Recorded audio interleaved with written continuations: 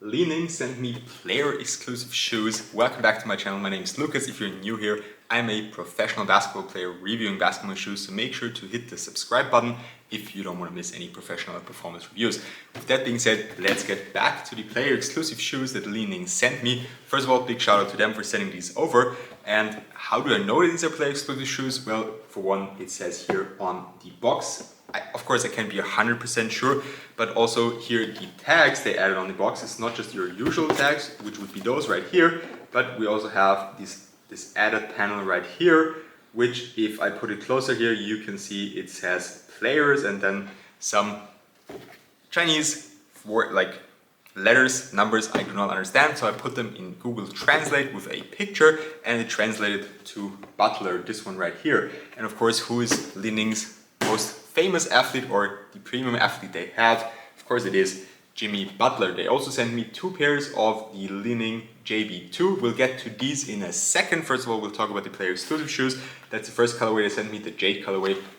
Beautiful, beautiful, beautiful shoe and an amazing performer, but as I said, we'll get to that a little bit later. The player exclusive shoes they sent me are the Li-Ning YuShuai 13, and that's the Doctor Strange exclusive colorway, and they sent me the high version and also, I just dropped the second shoe, the low version. As you can see, low, high, pretty much the same shoe, just a little bit different. And you can see here in the back they have another PE tag, so I'm pretty sure this is also supposed to be standing for play exclusive. And then you can see some Marvel and Doctor Strange tags. And of course, there's branding all over the shoe, which I think is really, really cool. And interestingly enough, I found a pair of the YuShuai 13 in the high version on Poison, on the Poison app, in almost the same colorway. It was also a Marvel colorway, but it's not a Doctor Strange colorway. So I believe they made the Doctor Strange exclusive for Jimmy Butler. I don't know why they didn't end up with him and how they ended up with me. Like, I think we're on the YuShuai 18 already, so 5 years after their release they ended up with me, which is pretty damn cool, to be honest. I'm, as I said, not 100% sure if they were really made for Jimmy Butler, but it does make a lot of sense. He wears size 13, I wear size 14, maybe he needed a size bigger because they were a little bit short. However, they never ended up with him. As I said, I found a pair of these on Poison in the Marvel colorway. They have pretty much the same exact design, but here in the back, here we have this tab for Doctor Strange specifically, which we do not have on the other pair. And as I said, a lot of details on the shoe, all over the shoe, on the upper, on the insoles. We have a Marvel Studios tag here. We have another Doctor Strange tag, YuShuai tag here. On the other pair, on the other shoe, we have a Doctor Strange tag on the tongue. And how do they feel on foot? Actually also really, really nice. These right here, of course, not just the looks, but also how they felt on foot reminded me a lot of the Kobe 9 or the Kobe 10 in the Elite version, the high versions, just because how high they go up and how they felt on my foot. We have a carbon plate, which is amazing in my opinion. I love shoes with a carbon plate. And we have a really, really nice outsole pattern, which also is kind of similar because it's a radial pattern to the Kobe 9. Of course, it's really different, but just because it's this radial pattern, it does look a little bit familiar. And we also have a lot of padding in the ankle area, especially around here, which is really, really comfortable.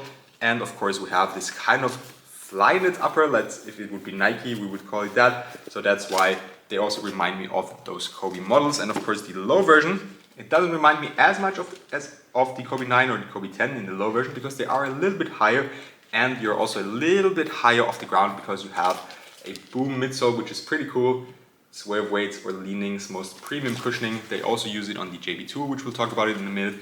And it's a very, very comfortable setup. Of course, it's caged here on the outside of the shoe. So here on the inside, we have no caging, a lot of compression. But here, unfortunately, on the outside, it's caged, but you can still feel the cushioning. So unfortunately, the battery of the camera I was recording on just died. So it might look a little bit different, or it might be a cut in the video. I tried to get the same position and everything, but it's probably going to look a little bit different. I was talking about the cushioning, which is really nice. The traction also feels solid so far. I haven't tried them on court yet, but I do believe the outsole will hold up well, even on dustier courts. I'm not too sure about outsole durability because the grooves are not very deep, so they will probably wear off quickly. The interesting thing about the YuShuai 13, or actually just the YuShuai line in general, is that from my understanding, or at least what my people at Li-Ning told me, because I didn't know much about the shoe honestly, is that it's kind of the Hyperdunk line from Li-Ning, so like a team shoe that's been around for really, I think 18 or 19 years already, 19 iterations of the YuShuai shoe, and it's the longest ongoing shoe line or basketball shoe line from any Chinese brand, which is really cool. So I'm very excited to try these on court. I'm very curious for them, but now let's move on to the JB2, which I've actually already practiced in. Before I talk about the performance, I'll show you the second colorway they sent me as well. Of course, so the first colorway I already showed you, it's the Jade colorway. I love the details, especially here in the heel. Beautiful colorway, as I said before already, and very nice performer. And the second colorway they sent me, oh, I actually dropped the box again here, my bad. The second colorway they sent me is this leather colorway, this brown leather colorway. They call them boot. They kind of symbolize Jimmy Butler's love for cowboys. He always wears a cowboy hat in the off season and some leather boots, and so that's why they made this colorway. I don't like leather materials as much on my shoes, so I do prefer the other colorway for performance, but I do think that these look very nice and very cool as well. I'm also going to show off the box real quick. That's what made the sound before, because I put off the other shoe and almost dropped them. So that's the JB2 box. Pretty standard, but a cool design. Black, and the other colorway actually came with a white box, and you do open them up like this. So that's how they unfold. It's a little bit different from your regular shoe box. So now let's talk about performance of the JB2. And what's very interesting about them is that they have a technology which is currently, the JB2 is the only shoe on the market that has it. The Wave Weight 11 is coming out. They will also have or implement that technology, and essentially you can see that they have a carbon plate right here. You can see them through the outsole, and the interesting thing is usually you have a carbon plate either on top of the cushioning system or at the bottom of the cushioning system. For example, the LeBron 20 has it on the top, the Wave Weight 10 has it on the bottom, so underneath the cushioning system. But here on the JB2, and then also in the future on the Wave Weight 11, they have it implemented into the middle of the cushioning foam, which is boom foam here, which is Li-Ning's or Wave Weight's most premium cushioning. It's really comfortable. You can see here it says boom on the outsole. And so essentially here on the JB2, we have one layer of boom foam, then we have the carbon midfoot shank plate, which is almost full length, implemented into the foam, and then on top of it we have another layer of boom foam. And what does that do in terms of performance? It just makes the shoe feel more springy. You don't give up any of the nice rebound effect of the carbon fiber, but you it's embedded into the boom foam. So by embedding it into the boom foam, you get more springiness and more comfort, and you also don't lack any of the impact protection of the boom foam, because if you put the carbon fiber on top, it can be a little bit uncomfortable, and if you put it on the bottom of the shoe, it can lead to you not actually feeling it as well, because you have this whole layer of cushioning in between, depending on how much cushioning there is. So I really like the setup. It felt great on court. Traction performance was amazing.